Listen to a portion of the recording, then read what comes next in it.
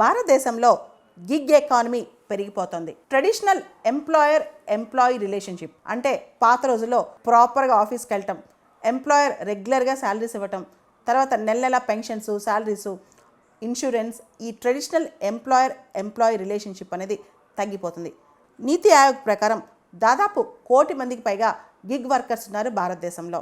అయితే గిగ్ వర్కర్స్కి సంబంధించి వాళ్ళ హక్కుల పరిరక్షణ కోసం నిన్న ఒక మీటింగ్ జరిగింది ఢిల్లీలో. ఈ meeting NGO, non governmental organisation Jan Pahal మరియు గిగ్ వర్కర్స్ అసోసియేషన్ అందరూ కలిపి కండక్ట్ చేశారనమాట. గిగ్ వర్కర్స్ కోసం మినిమం వేజెస్ అంటే కనీస వేతనాలు వాళ్ళ కోసం, సామాజిక భద్రత వాళ్ళకి చాలా తక్కువ, సోషల్ సెక్యూరిటీ లేదనమాట. తర్వాత గిగ్ వర్కర్స్కి చట్టబద్ధమైన పరిరక్షణ, లీగల్ ప్రొటెక్షన్, ఇవన్నీ కూడా ఎవరైతే గిగ్ వర్కర్స్, ప్లాట్ఫామ్ వర్కర్స్ ఉన్నారో వాళ్ళందరికీ కూడా మినిమం వేజెస్ ఉండాలి, సోషల్ సెక్యూరిటీ ఉండాలి, లీగల్ ప్రొటెక్షన్ ఉండాలి. వీటి కోసం నిన్న ఈ మీటింగ్ జరిగిందనమాట. ఇక్కడ మొత్తం ఈ గిగ్ వర్కర్స్ మీటింగ్లో ఒక ట్రిపార్టైట్ వెల్ఫేర్ బోర్డు అంటే 3 వ్యవస్థలు దీనిలో ఉండాలి. ఒక వెల్ఫేర్ బోర్డు స్థాపించాలి.